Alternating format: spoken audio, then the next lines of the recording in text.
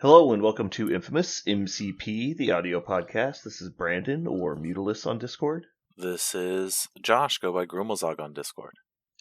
And Josh, can you confirm how many Grumels you have zogged? I have Grumeled at least one Zog. I'm looking for the second one, but I think I need to pick up a few more wins before we add another Zog onto the end of our title. Okay. All right. So we have some new Marvel news. Are you ready for some news, Josh? Let's get it in. News. Hey, news! Yes. News! Okay. I guess we'll go ahead and read through these. There's not very much. Two characters, five tactics. Yeah, 2 characters, 5 tactics cards. This is the Mighty Avengers, Blue Marvel and Spectrum panel to play. So if you haven't gone through them already, I'll be mostly reading through these. But if you want to obviously get more detailed info, feel free to look them up. All right, so starting off, we have the Blue Marvel, 5 threat, 4s across the board, 7 health, size 2, medium move. First attack is range 4 builder, range 4, 6 dice energy, stun on a wild. The spender is let loose, AoE 2, 8 dice, cost 5, with a trigger of crit wild. It looks like it's the Thrashing Tentacles, effectively. After each attack is resolved, deal 1 damage to each other enemy character within 2 of this character, and then they lose a power. No. This character loses This character loses a power. That doesn't seem very relevant, actually. I mean, it might interact with his other kit. Let's go all the way through. No, so first off, I mean, obviously, it's already a 5 cost, so we're only talking about it if you had 6 or more power anyway, and it's a crit wild trigger, so... So first, his only active superpower is Time's Up. Choose an interactive terrain feature or enemy up to size 4, range 3, throw it medium. Boy, that would have been really spicy like a month ago. Right, exactly.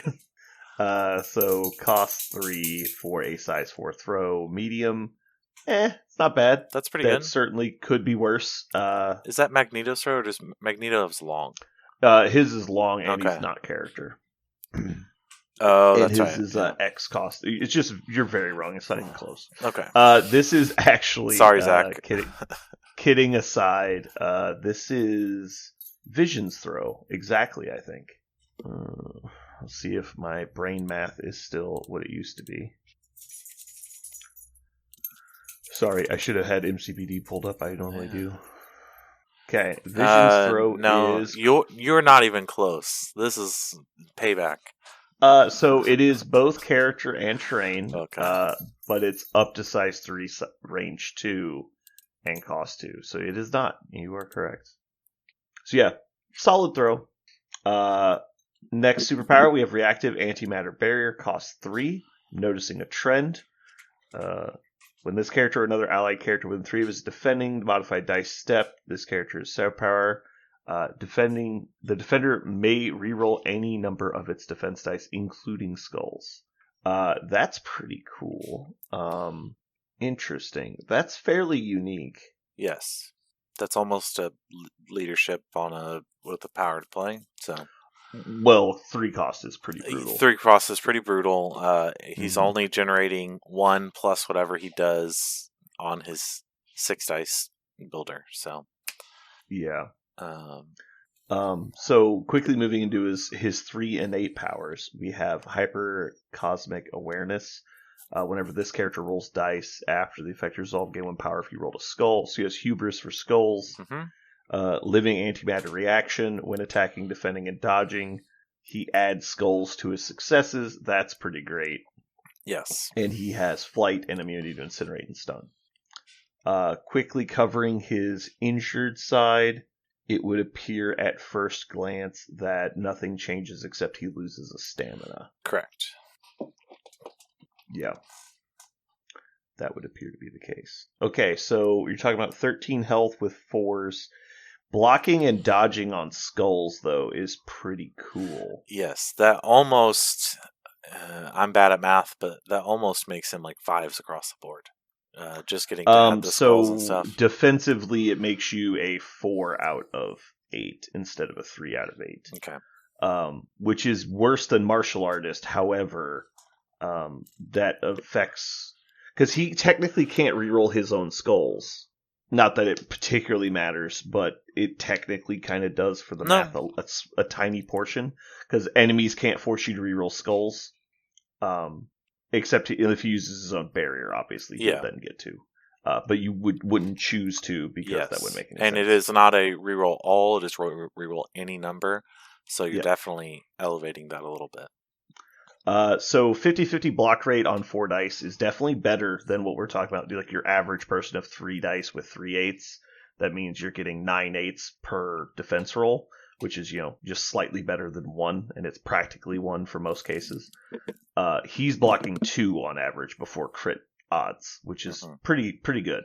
Yeah. If you can throw him in anything that can give him cover or rerolls like Web Warriors or any other leadership that gives a defensive reroll, like you can also have Zemo, Strategic Genius, stuff like that. There's a lot of ways to get some rerolls, and then all of a sudden you're pushing what should be 2 on average to 3 on average, and that starts getting really hard to overcome. I don't know go ahead. I don't know if you'd play him in it, but I was trying to think of if Red Skull 3 liked this. Because then you're taking your skulls into crits. And just adding but they're already succeeding, so you're actually worse off than a random person that's getting the effect. It dilutes the effect. Okay. Yeah. Because all you're doing is adding a die for something that would have already hit. You're paying the premium to count skulls already. Gotcha. So okay. It is technically still better, but it doesn't compound. Like what I like to do with him, and a lot of people like to do, is you play Logan in Red Skull 3 because Logan's biggest problem, because he already has innate rerolls, is rolling skulls. Because you're not only you're losing the chance of the normal die hitting, but now you're losing the opportunity for the reroll to hit. Yeah. And so instead, not only are you making it succeed, you're adding another die to reroll.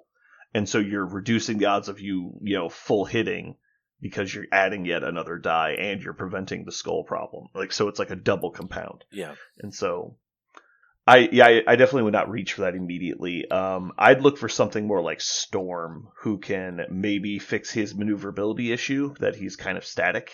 Yes. I also believe they're both small bases.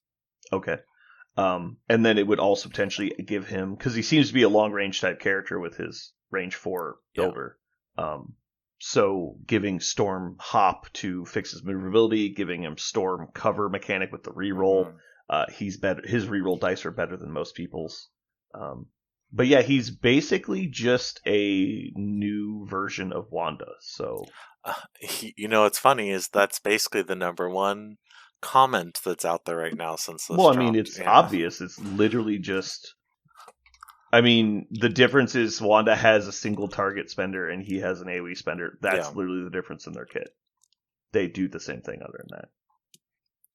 Yeah, I mean, I think I prefer Wanda's design space more. Sadly, she's very dated. Yeah. Yeah, he seems fine. He doesn't leap off the page to me, but he also doesn't seem bad. The problem I see you running into in today's meta, you kind of need your models to be mobile, especially if they cost 5 fucking points. Yeah. So I don't see how you're going to justify in a vacuum taking a 5-threat model that can't move himself and doesn't really change the way you play the game, right? Like he follows all the rules is the problem. His dice are good. That's it. You haven't got there yet. He very much feels, I don't know enough about the character to see where else he'll be. He is very much in the affiliation, the Mighty Avengers affiliation. Like you are going. Well, I'm not talking about the affiliation, obviously. Yeah. I'm talking about this character, which. But yeah, in a vacuum, I'm not. It's like cool. As we've seen with previous affiliations, mainly called what was it, fucking New Mutants. If you fill a cool affiliation mechanic with bad models, it doesn't really matter. Correct. Anyway, let's go ahead and move on. Okay. You want to do this one? The next character? I was going to read his tactic card that they have right below. Sure. All right, let's do it. The Man of Marvels, Mighty Avengers, it is an active. During his activation, he can pay 3 power to play the card. Blue Marvel and each other allied character within 3 may choose one of the following effects. That character removes 2 wounds from itself. That character gains 1 power. place that character within one of its current position. I dislike that they gave them keyword names. I don't know why. What do you mean? Because the remove 2 damage is called antimatter healing. So I think that's cute and thematic. I don't like that they're bold. Yeah. It makes you feel like it's a keyword thing that's going to happen. So yeah, I don't know. It doesn't feel consistent with other card formatting. Yeah. And this is just a weird, irksome thing. It doesn't mean anything. I guarantee if we looked at, let me see. I am a... Well, it just makes weird situations for like future proofing, because if this game theoretically isn't going to end anytime soon, there's going to be a lot more releases, and therefore justifying that. Well, maybe later down the line they want to call an ability on their card antimatter healing, but now you can't because it's randomly stuck on this tactics card for no reason. Yeah, and so it just creates weird stuff. I'm not a fan of this as like a concept. I actually like having cool thematic things on my cards. Yes. It's just I don't think it makes sense for a tactics Well, card. I also just looked it up, and an equivalent one that I just thought off the top of my head. I'm a Baron after all. They don't have names. It's just like one of these 3 effects. Bullet point. You just do a thing. Yeah. And it like actually makes the card full of text as well. I don't know. It's just odd. What do you think of the card overall? I think it's bad. You think it's bad? This character's already power hungry. This costs 3. The effects are not that good. Like Zemo's effects are better, and the card is free. Yeah. The only thing I can ever think of is potentially it's like 3 power to heal 6 wounds off or 2 wounds each. The healing one is the only one that makes sense. Yeah. Unless there is randomly a chance that you can walk forward and shoot somebody and effectively have advanced R&D. Yes. In which case they've tried really fucking hard to stop that from happening.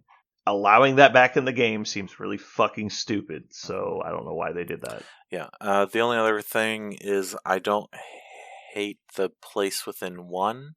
I do. But that's very situational of, is this going to work out?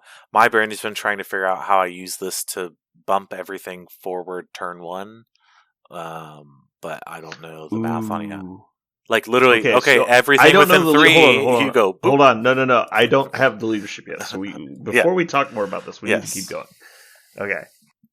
All right. Okay. So, Spectrum, 4-point character, physical 3, energy and mystic 4, 6 stamina, size 2, speed long, physical attack, gainer, range 2, 6 dice, stun on a wild. All right, so she has an above average strike.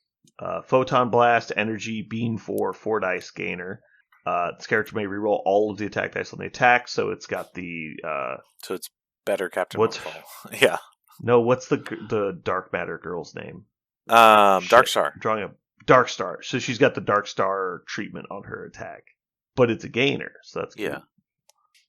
Pulse Wave Spender. No, it's not Spender. It is range 3, 8 dice, 0 cost. Before choosing a target, choose either physical or energy. After the attack is resolved, place character within 1. Wild throw before damage is dealt. If the defender is 4 or less, throw it away medium.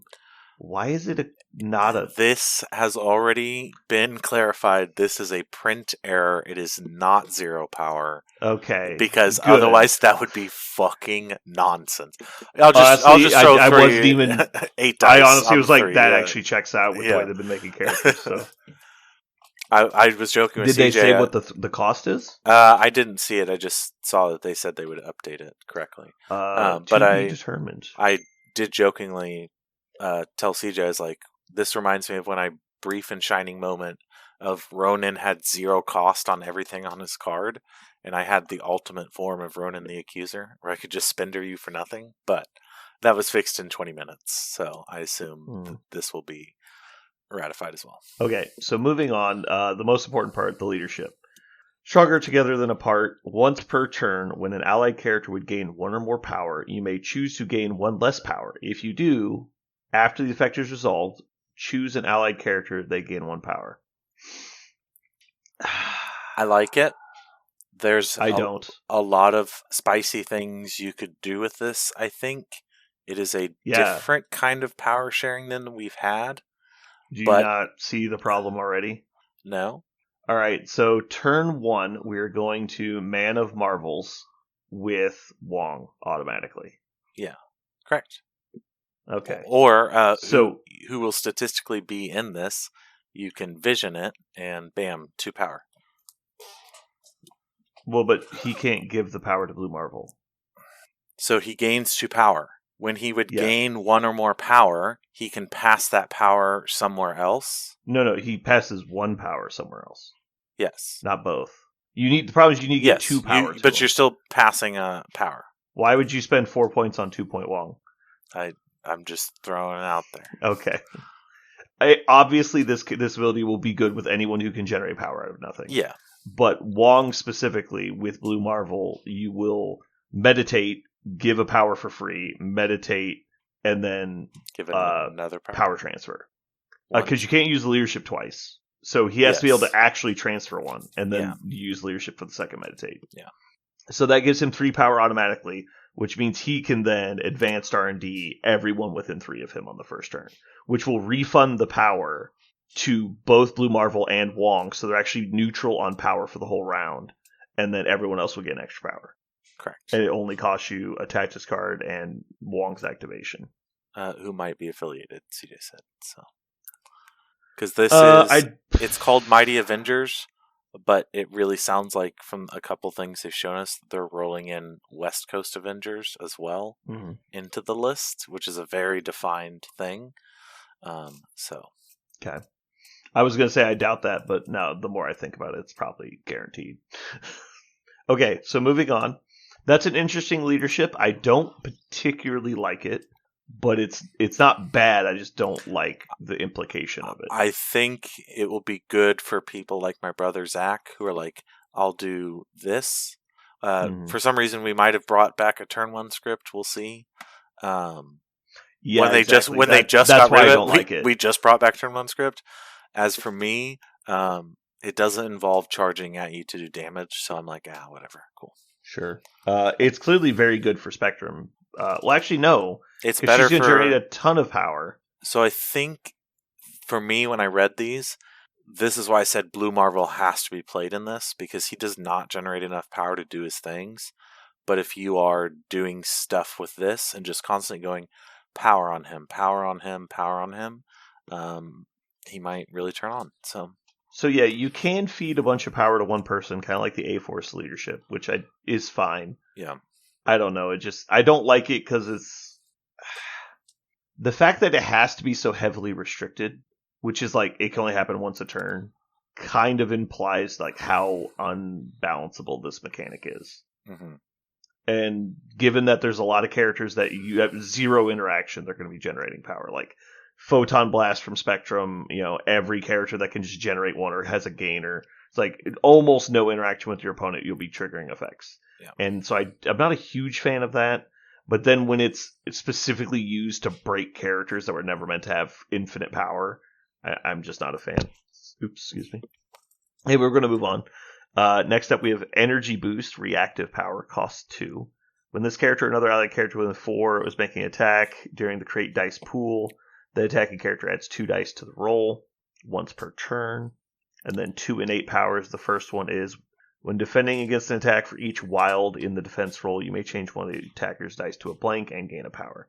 So she has untyped energy absorption. Yeah. She has, again, flight, immunity to bleed, poison, incinerate. And she can add 2 dice to everyone's attack pools. She feels like way better Captain Marvel 1. Yeah, she is way better than Captain Marvel 1. I'm curious what Pulse Wave is going to cost. I don't know that it even matters, but I am assuming 3 is what my guess is. Maybe it 4. Should cost 4. It should cost 4. Yeah, because it's got a 3. But it's probably going to cost 3. Yeah.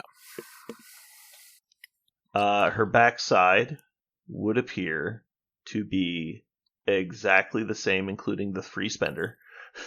Correct. So what do you think overall?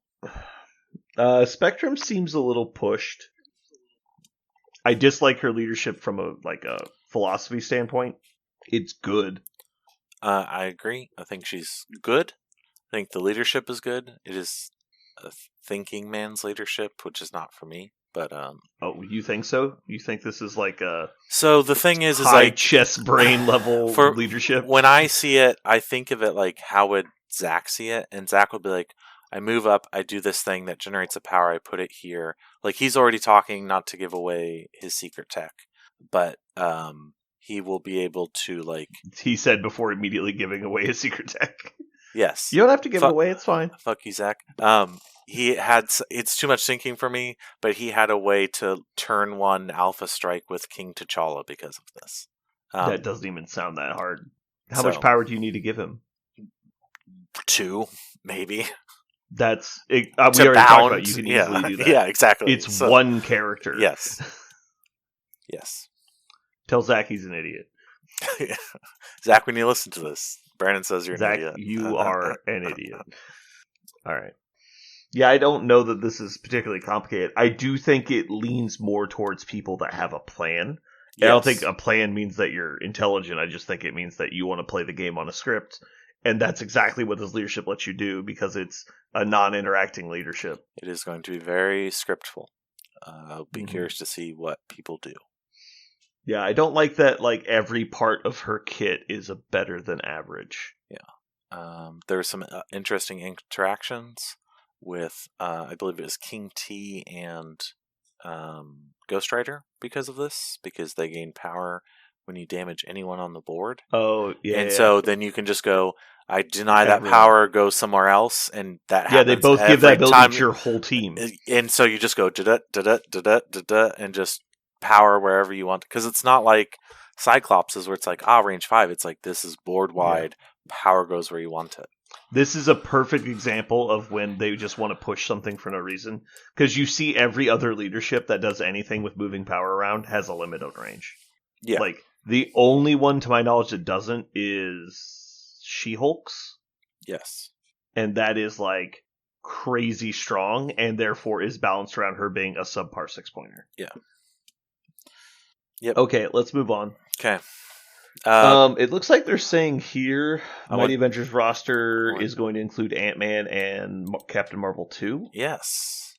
Okay, so that's a teaser. I think, and I would have to, I'm not going to test it, but y'all can test it. I think this actually maybe buffs Captain Marvel 2 up some, because she needs power. A constant drip of power, and this is a constant drip of power. Sure. I like how they worded it like this, because they're technically not saying they're affiliated, because it says a sample Mighty Avengers roster at 17th threat might look like. And so we know that one of the two of them is affiliated, but technically one of them could not be. Yes, that's true. I don't know if you remember the dark days when we were getting just off the wall, like, stupid panel plays. Mm-hmm. When they panel played Kraven, I believe the sentence they had in his explanation was, he's going to be able to move 4 times, rolling 14 attack dice. What? And we were like, what?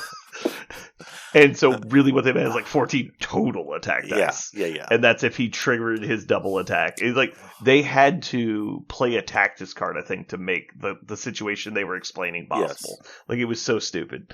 And then when he came out, we're like, this guy sucks. That's funny. Okay. Let's go into take turns on the cards. Sure. I'll do Strange Adventures. Strange Adventures. Sorry, it is unaffiliated reactive. When Elsa Bloodstone or Monica Rambeau make an attack action, after that action is resolved, they may spend 1 power to play this card. That character that attacked may advance M. Then the other character that played this card may make an attack with a power cost of 0, targeting a character that was targeted by that attack action. So it sounds like this, to me, is kind of poorly worded, but it sounds like you have to have both of them, and then whoever attacks, the other one gets to move, and then also make an attack. Yeah. This is pretty good, assuming you want to play both of them. Yeah. Is the Elsa then going to be in Mighty Avengers? I would assume so. I assume so. Okay, so we're just getting all the teasers. I don't see any other people names, so I'm assuming that's just the 3 people. Okay, yes, it is good. It's a lot like the card Cruelty, except that somebody else is using it. Now, sadly, it's 2 4-pointers. So that's going to be a little harsh. Yes. But they're both good 4-pointers.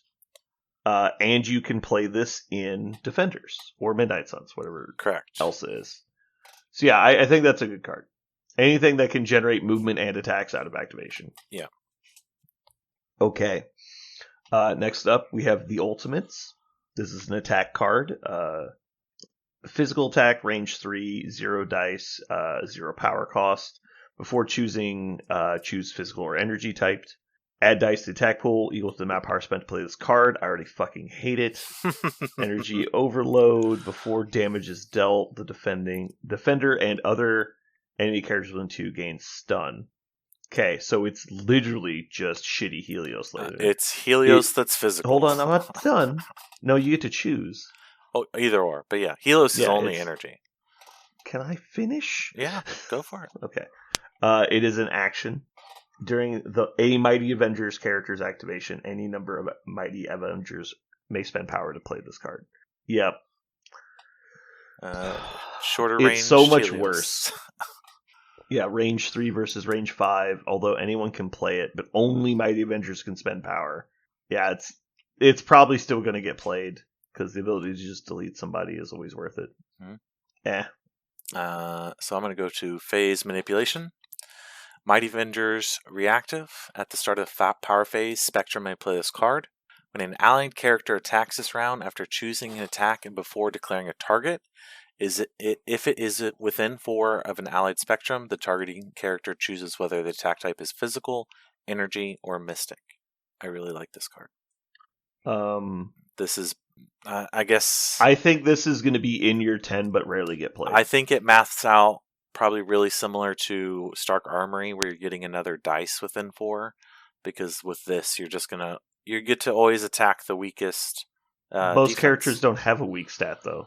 Most time they're a lot of 4, characters 3. don't anymore. A lot of time they're 3s across the board, but there are a lot of 4s across the board. 4-3-4s or 4-4-2s. Like there'll be small advantages. What you need, you're not going to play that for a tactics card though to get -1 defense die. You're going to play it because they have martial artist or something. Like, hey, this character has weak at energy at range 3. Like, there's a lot of times it's really good, but I think the vast majority of the time it's practically useless. I think it's a good in your 10, but I don't think you're going to play it very often, unless it just so happens that like there's several meta models that are that type of guy. Like Shang-Chi is vulnerable to whatever at range 3. We were talking about this, but webs, you just run that into webs and go, cool, I'm only doing mystic attacks into you this round. But you don't get to that's reroll. Not true anymore, though. Like, half their team is strong against Mystic. Like, they're playing Shang-Chi and shit. Like, oh, well, that's true. Yeah. Yeah. Now, don't get me wrong, it's really good against, like, Miles, but outside of Miles, no one else really cares. Like, Gwen doesn't care. ASM is better. You should still do it. Yeah. But you're probably still not going to hurt them. And webs, honestly, you're not going to get that many people within range 4 of her anyway, because they're just going to, like, impact webbing you out of range. That's very true. Yeah. All right, final card, we have Going All Out. Unaffiliated active. During Spectrum's activation, spend 3. Play Spectrum within 2 of herself. Additionally, while Spectrum is attacking this activation, Defender does not add crits to its defense totals and cannot add additional dice for crits, and cannot modify its defense dice. She spends 3, places 2, and becomes Vision and Venom. Is that good? I felt like this is my least favorite of the cards, but I would need to see it. I would need to be on the receiving end of it to really be like, okay. Okay, so I think I do like it because she can throw a 10-die attack at anybody for what I'm assuming is going to be 5 power. Now, if you can also then spend 3 to afford Going All Out, and with her leadership and Photon Blast, you could very likely line up a really good beam. That was going to be my next question, is like, do you think this would be good for her beam to get her there and then go beam 4, hitting everything, re-roll? Yeah, I think it's the combination of get the place to get the beam, hit like 3 or 4 people, generate all your power back, then do the spender. Because, the beam, not getting to add crits, getting to re-roll your dice, and then a finishing off attack with Pulsar Wave and kicking in your energy boost. Like, doing a 10-die attack that throws somebody is pretty brutal. Especially when they can't crit, they can't mod. Like, there's people that will straight up kill. That's so much better than phase manipulation. I'll give you that. Now, phase manipulation is free. But again, I don't think she's going to have trouble getting power. Yeah, that's all I got. Ant-Man and the new affiliation. Are you in? No, because he doesn't give a fuck about this leadership. Like, Ant-Man has never been in a single affiliation that he cared about the leadership of. Yeah, that's fair. Like, Sam is the only leader he's ever even remotely cared about the leadership, and it doesn't usually help him. He's usually the one triggering it. Yeah. That being said, both of these models do look reasonably fun to play. Ant-Man is very fun to play. Captain Marvel has generally been fun to play, assuming you can feed her. So I've also been quite partial to the Captain Marvel like character type within the game, and so getting an excuse to put the energy transformer people on the table would be cute. It's actually a little sad that Spectrum can't transform. Because having a team of 3 Transformers that were all like Captain Marvels and Ant-Man, that could have been really fun. That'd be cool. But that being said, you probably still have 2, which is good. And like I like Energy Blaster people; those are fun. So yeah, I'm not directly against playing these. I think it would be fun. The thing I am very upset by is the leadership implication that it might be used as a like Spirit of Wakanda / Inhumans type leadership, where there's like, let me build the 5-point script and do my thing, and then have AMG yell at us for making scripts when all they do is fucking give you script paper. It's like, shut the fuck up. Yeah, I don't know. So I did see your eyes light up when we talked about placing 1 first turn 1 Alpha Strike off of the Man of Marvels, the blue Marvel card. You think that's worth a look at? I don't think so. The Alpha Strike of place within 1 is just not far enough to do anything relevant. That's fair. Like, mass transit would be closer to what I would expect people to want to do. Farther with like bigger bases, but because you could sure, it's a bump. Yeah, it's bump in the night. Yeah. So if I told you your whole team could just already bump without taking a Tactus card, what would you say? As an Asgardian player, I say yes, please get me closer. Right. I will explain it to you. You see, play Blade. Okay. Profit. Like, there is a team that literally can bump on the first turn for free. Like, you just pay 1. It's like, they just bump. That's what they do. Fair. And so, clearly that's not broken, right? Like we just would live in a world where multiple characters can teleport your people 3, and no one cares. Like, okay. I don't think the bump 1 is ever relevant. The only reason it's relevant is, like, you got displaced and you get back to an objective. Yeah. You could theoretically use as a safe grab.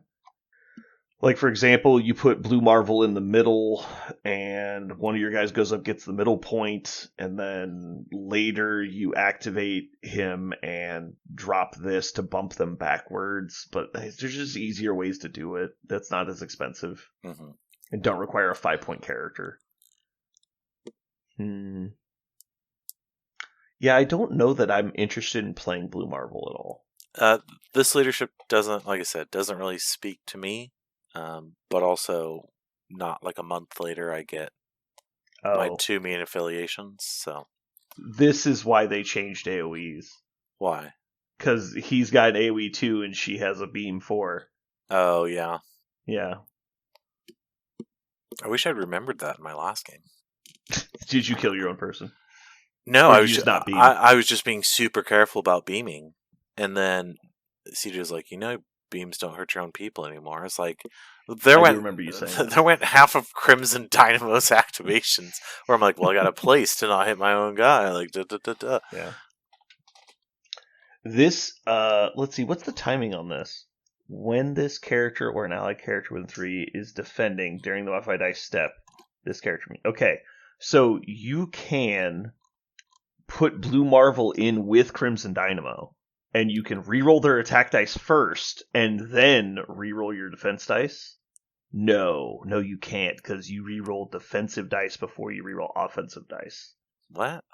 Because it's attacker mods own, defender mods own, defender mods attacker, attacker mods defender. No, it's the second two are reversed, but you will reroll your own defense dice before you modify the opponent's dice. Yes. So the Crimson Dynamo will trigger first, then Blue Marvel will trigger, but they'll resolve in the opposite order. That's right. Which is the worst way for it to happen. Yeah. But you would still get to do both. You just have to commit to it. Rerolling any defensive, including skulls, and rerolling 2 successful offensive dice would be quite punishing. Another ton of immunities on these two. It's not also a terrible ton. Both of them are pretty good at triggering the leadership. So Crimson Dynamo in Mighty Avengers might be good. Yeah. Get a beam. He has the spin in action, gain 2 power, which lets you pass it out some. Right, which you would only ever do if you couldn't beam, but yeah. But like CJ said, statistically, Vision is probably going to be in this leadership, and Vision is very similar to Crimson minus the defensive reroll. Why would you? What? He's comparable to who? Crimson Dynamo, Vision. Beam 4, gain a power. Sure, they both have beams that gain 5. Gain 2. Power. Yeah, but one is vastly superior to the other. Why are you saying that Vision is comparable to Crimson Dynamo? I'm saying Vision will be affiliated, likely, and that's a 4 threat closer. Like, you don't have to splash Crimson if you have Vision. But the whole reason, like, if Crimson Dynamo didn't have damage reduction and disruption field, you wouldn't play him. We call that model Vision. Correct. Okay, just making sure we're on the same page. Yes. I don't know if you know this, but his rapid phase ability fucking sucks. Like, there's a reason he stopped getting played. I didn't play him enough to. It's rough. Because every time someone targets you with a different effect, you need to phase. Yeah. Which just means that everyone who can choose types just picks on you. Yeah. Which means you're a really, really weak 4-pointer that has no power all the time. He does. Not to mention the actual thing that was the nail in the coffin, because people tried to deal with that for a while. They would just try and isolate him on the flank. Yeah. That way they couldn't really do that to you. The nail in the coffin was pay to flips. Yeah. Because he's 2s. He does feel like he could use a rework. A little touch up. He is one of the more dated models in the game. Yeah. He was actually super meta. Like, it was him and Black Panther were the best. When we first started playing, I was like, dude, I'm going to play Vision. This is rad, dude. Because I was playing Avengers. Because at first I played Guardians, then I started playing Avengers. And I was like, this is rad. But then, like, I learned at the store how to play, and I was like, I don't know. I don't know about this. Yeah. Yeah, all in all, if you are excited about these characters, that's rad. This is definitely something new. I like that they gave them lots of tactic card options that are fairly decent, as opposed to, like, here's some tactics cards. And they both... I think Spectrum looks like an interesting character. I feel like Blue Marvel, you're going to have to math out a little to figure out how to really get him going. But I mean, honestly, if you just look at these two models side by side, and they didn't have threat values printed on them, I bet you would think Spectrum would cost more. Like, he has one more hit point. Short of the health and defense, but yeah. Yeah, she loses 1 point of defense and 1 health. Mm-hmm. But gets speed long. She has offensive buff instead of defensive buff. And fucking 2 dice, or 2 power for 2 dice, which is how it should always be. There's still people floating out there that are like 3 power for 2 dice. It's like, why? Yeah. What are you doing? I mean, outside of the range 4 6 dice attack is the only thing Blue Marvel has. Now, obviously counting skulls is big, but like everything, like his kit just seems lacking. Like he seems like he's missing something for a 5-pointer. Like, look at him and Namor, and you're just going to tell me these are the same model. Exactly. Like, they're not. He also, to me, just looks so power hungry. And if you're not playing a hint leadership that feeds him power, I don't know what he's doing. I actually don't agree with that. I don't think he's that power hungry. I think he's action hungry. because he reminds me a lot of Nova, where it's just like, yeah, this character does everything, but only gets one action. Yeah. It's just like Juggernaut, right? It's like, well, you have to make up for it by only having one action. So this is just, we gave you the second action, but you lost all the extra stuff. Mm-hmm. And so it's exactly how it feels.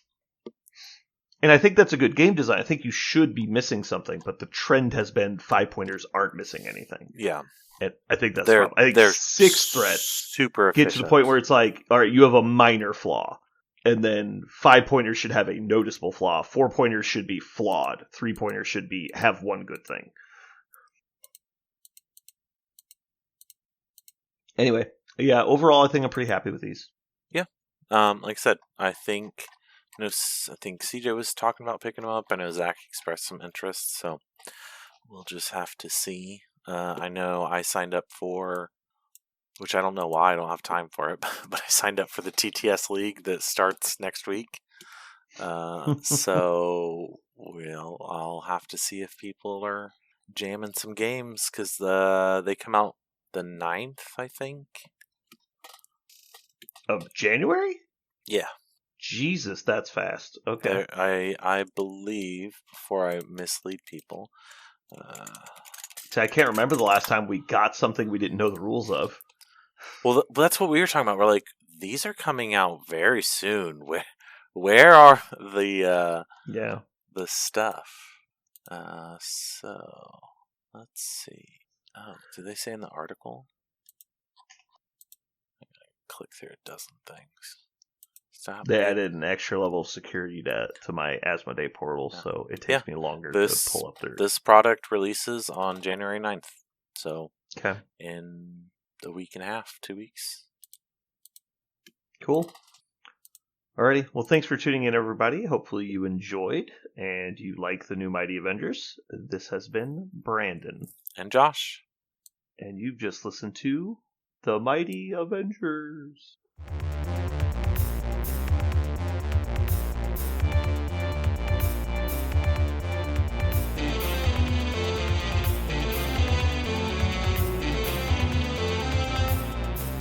So what are we going to call this thing? I got it. Okay. Incredible, new, fantastic, astonishing, mighty, original, uncanny, sensational podcast. I'm just going to put down infamous.